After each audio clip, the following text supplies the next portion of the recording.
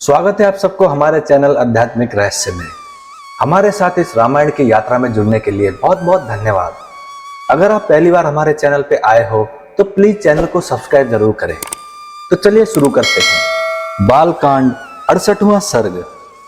राजा जनक का संदेश पाकर मंत्रियों सहित महाराज दशरथ का मिथिला जाने के लिए उद्यत होना। राजा जनक की आज्ञा पाकर उनके दूत अयोध्या के लिए प्रस्थित हुए। रास्ते में वाहनों के थक जाने के कारण 3 रात विश्राम करके चौथे दिन वे अयोध्यापुरी में जा पहुंचे।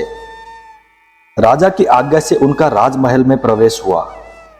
वहां जाकर उन्होंने देवतुल्य तेजस्वी बूढ़े महाराज दशरथ का दर्शन किया। उन सभी दूतों ने दोनों हाथ जोड़ निर्भय हो राजा से मधुर वाणी में ये विनय युक्त बात कही। महाराज, मिथिलापति राजा जनक ने अग्निहोत्र की अग्नि को सामने रखकर स्नेह युक्त मधुर वाणी में सेवकों सहित आपका तथा आपके उपाध्याय और पुरोहितों का बारंबार कुशल मंगल पूछा है। इस प्रकार व्यग्रता रहित कुशल पूछकर मिथिलापति विदेहराज ने महर्षि विश्वामित्र की आज्ञा से आपको ये संदेश दिया है।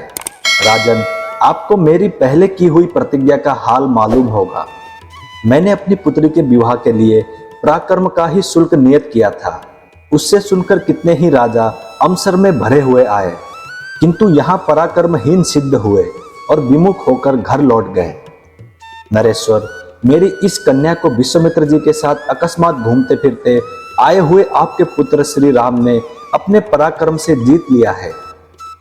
महाबाहो, महात्मा श्री राम ने महान जन समुदाय के मध्य मेरे यहाँ रखे हुए रत्न स्वरूप दिव्य धनुष को बीच से तोड़ डाला है। अतः मैं इन महात्मा श्री रामचंद्र जी को अपनी वीर्यशुल्का कन्या सीता प्रदान करूंगा। ऐसा करके मैं अपनी प्रतिज्ञा से पार होना चाहता हूं। आप इसके लिए मुझे आज्ञा देने की कृपा करें। महाराज, आप अपने गुरु एवं पुरोहित के साथ यहाँ शीघ्र पधारें और अपने दोनों पुत्र रघुकुल भूषण श्री राम और लक्ष्मण को देखें। आपका भला हो। राजेंद्र, यहाँ पधार कर आप मेरी प्रतिज्ञा पूर्ण करें। यहाँ आने से आपको अपने दोनों पुत्रों के विवाह जनित आनंद की प्राप्ति होगी। राजन, इस तरह विदेहराज ने आपके पास ये मधुर संदेश भेजा था। इसके लिए उन्हें विश्वामित्र जी की आज्ञा और सतानंद जी की सम्मति भी प्राप्ति हुई थी।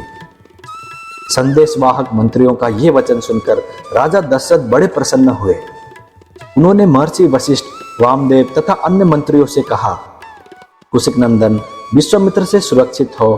कौशल्या का आनंद वर्धन करने वाले श्री राम अपने छोटे भाई लक्ष्मण के साथ विदेह देश में निवास करते हैं। वहां महात्मा राजा जनक ने ककुस्थ कुलभूषण श्री राम के पराक्रम को प्रत्यक्ष देखा है। इसलिए वे अपनी पुत्री सीता का विवाह रघुकुल रत्न राम के साथ करना चाहते हैं। यदि आप लोगों की रुचि एवं सम्मति हो तो हम लोग शीघ्र ही महात्मा जनक की मिथिलापुरी को चले। इसमें विलंब न हो। ये सुनकर समस्त महर्षियों सहित मंत्रियों ने बहुत अच्छा कहकर एक शोर से चलने की सम्मति दी। राजा बड़े प्रसन्न हुए और मंत्रियों से बोले, कल सवेरे ही यात्रा कर देनी चाहिए। महाराज दशरथ के सभी मंत्री समस्त सद्गुणों से संपन्न थे। राजा ने उनका बड़ा सत्कार किया। अतः बारात चलने की बात सुनकर उन्होंने बड़े आनंद से वो रात व्यतीत की। इस प्रकार श्री वाल्मीकि निर्मित आर्ष रामायण आदि काव्य के बालकांड में 68वां सर्ग पूरा हुआ। मैं उम्मीद करता हूं श्री राम जी आपकी सारी मनोकामनाएं पूरी करें। जय श्री राम, जय हनुमान। अब मिलते हैं अगली वीडियो में।